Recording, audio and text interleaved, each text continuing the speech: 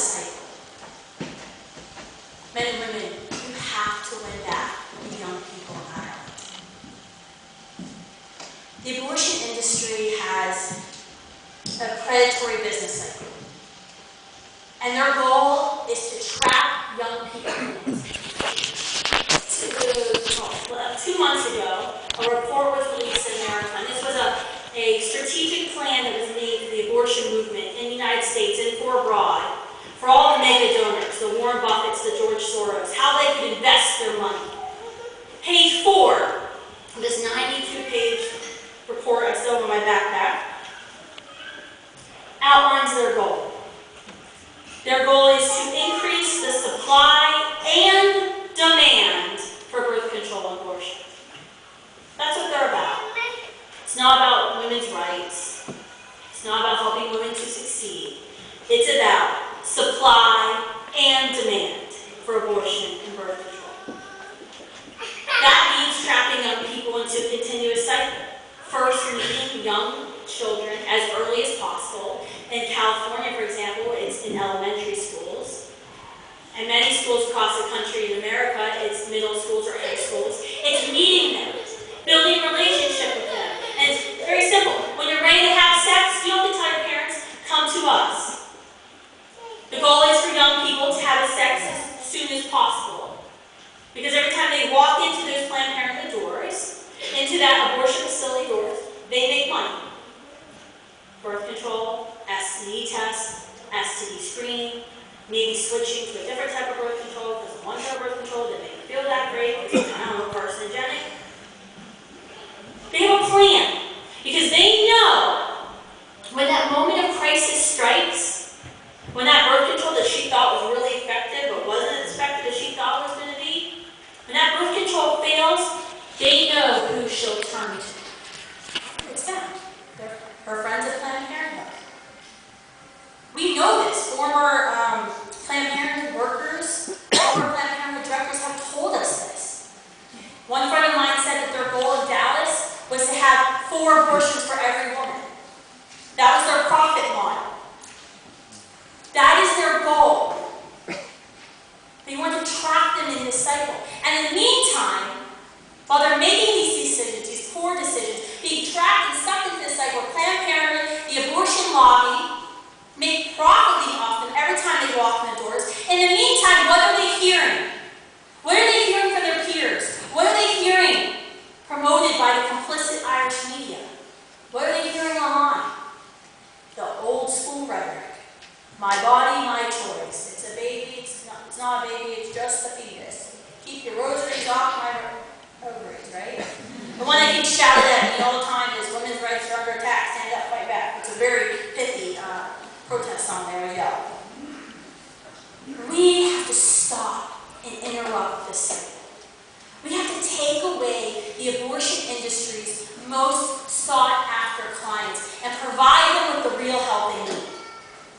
First, you have to be on campuses and online, offering real help to women who are making these decisions.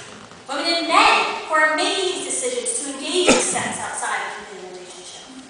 We have to be there first. Be there first when she finds out she's in an unplanned crisis pregnancy situation. That means setting up and growing the pregnancy counseling centers you have in Ireland. Set them up next to schools, along the public transportation routes, and then build relationships with the health centers, the nurses inside of the schools, the teachers who will then refer students back to the pregnancy counseling center.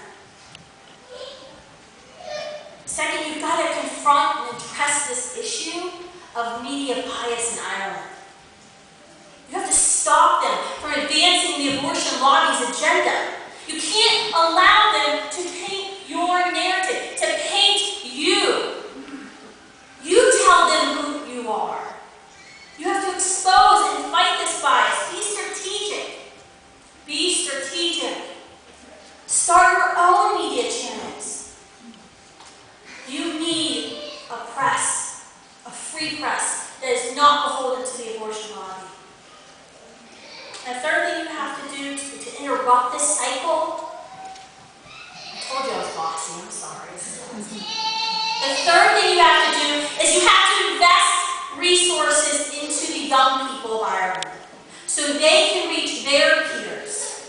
the message of truth, hope, and love. And trust me, it's not easy.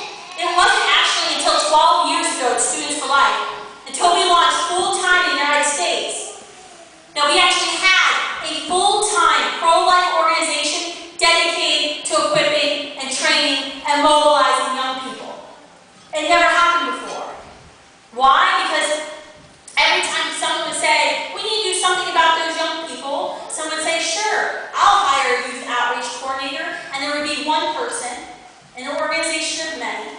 Usually the organization would get caught up with passing laws, and when budget cuts time came, what do you think always got cut? It was a youth outreach. It was easy to get cut because we can get short-term victories with legislation and important victories with legislation. That's why we actually had to start an independent pro-life youth organization that's 100% focused on the upstream. Politics is downstream from culture, men and women. If you do not change culture, if you do not win back the hearts and minds of this generation, how will you achieve victory? This can't be the case here in Ireland. You lost the youth vote, and you have to win it back. You have to train young people to envision it in their hearts and their minds. Envision the victory. To be relentless. To advance forward. To be laser focused. To do those things that might seem out of the mainstream or out of the box. You know, I'm no one special. I simply answered a phone call from a friend 12 years ago who knew I was the crazy pro-life person in Washington with my bumper stickers on my car, and said, you know, there's an opportunity to do something here. I grew up in a pretty rural area in West Virginia, and yes, West Virginia is a state, and it's the better Virginia if you ever been in the United States. Most of my family, my mom knows I do, but most of them have no clue. Kristen's this crazy, crazy person who goes across the country, now internationally, and we don't know why. I simply answered the call. I said yes. I said yes. And today, we have lives being saved at college campuses. Not because I knew what I was doing. We have young people being transformed into leaders who are leading movements. We have victories happening in public high schools when Planned Parenthood tries to put a full-time staffer from their abortion facility into a high school, and the young people rise up. We have victories all the time with young girls who feel like they're trapped. They find us online, and they courageously choose right and say, I can do it. I can be a mom, and I can stay in school. I simply answered a call that God placed on my heart. Because 1/4 of my generation has perished in America. They're gone. They were never born. They were lost to me and to all of us forever. We do not want that here. I beg you to lead this fight. To lead this fight. To say yes. To commit to envisioning Ireland without abortion.